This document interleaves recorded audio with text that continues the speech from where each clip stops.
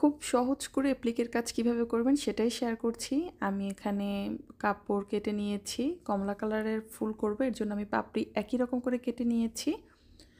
আর এখানে আমি অল্প করে গাম দিয়ে মানে ফেব্রিক যে গ্লু আছে সেটা দিয়ে লাগিয়ে নিয়েছি, এতে করে আমার সেলাই করতে সুবিধা হবে। এখন আমি সাইড থেকে দেখতেই পাচ্ছেন এভাবে করে সেলাই করে নিচ্ছি ব্ল্যাঙ্কেট স্টিচ দিয়ে। আর এখানে একতার সুতা নিয়েছি, যে কালার ফুলের আর কি কাজ করছি, মানে যদি আমি কমলা কালার সুতা নিতাম তাহলে কিন্তু স্টিচটা দেখাই যেত না, বাট আমি এটা মানে অন্য কালার দেওয়ার কারণে এটা কিন্তু দেখতে আরও বেশি সুন্দর লাগবে। তো আপনার যদি মনে হয় যে না আমি অন্য কালার দেব না, তাহলে সেম কালারটা রাখার ট্রাই করবেন, এতে করে একেবারেই সুন্দর লাগবে দেখতে। তো এভাবে করে আমি একেবারে ছোট ছোট করে ফোড় দিচ্ছি আর পাশাপাশি করে কিন্তু সেলাই করে নিচ্ছি, এতে করে একেবারে সুন্দর করে এটা সেট হবে এবং দেখতে অনেক সুন্দর লাগবে। আর এভাবে করেই মূলত বড় বড় যে চাদরের কাজগুলো করা হয় বা